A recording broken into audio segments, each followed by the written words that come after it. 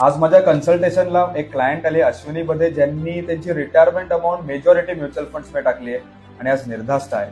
त्यांच्याकडनंच ऐकूया त्यांची जर्नी कशी होती आणि आता कसं त्यांना वाटलं. मी 2017 पासून म्युच्युअल फंड्समध्ये इन्व्हेस्टमेंट करते आहे. खरं तर याच्या आधीच करायला हवी होती, पण हे आत्ता जाणवतंय.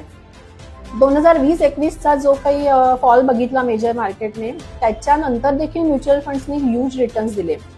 मुख्य म्हणजे त्या काळामध्ये फायनान्शियल ॲडवायझर आपल्यासाठी किती महत्वाचा असतो हे कळलं. केवळ राहुलमुळे आम्ही म्युच्युअल फंड्समध्ये इन्व्हेस्टेड राहिलो. त्याच्यामुळे जेव्हा मी VRS घ्यायचं ठरवलं, तेव्हा माझ्या टर्मिनल बेनिफिट्समधली मेजॉरिटी अमाऊंट ही म्युच्युअल फंडमध्येच इन्व्हेस्टमेंट करायची असं हे ठरलेलं होतं. त्याप्रमाणे मी ती केली आता आणि मी पूर्णपणे निर्धास्त आहे. सो तुमच्याकडे पण रिटायरमेंट अमाऊंट आहे किंवा रिअल इस्टेट विकून लमसम अमाऊंट आली आहे, mutual funds is the best option. मी नेहमी म्हणतो, it has the power to change your life. Thank you very much.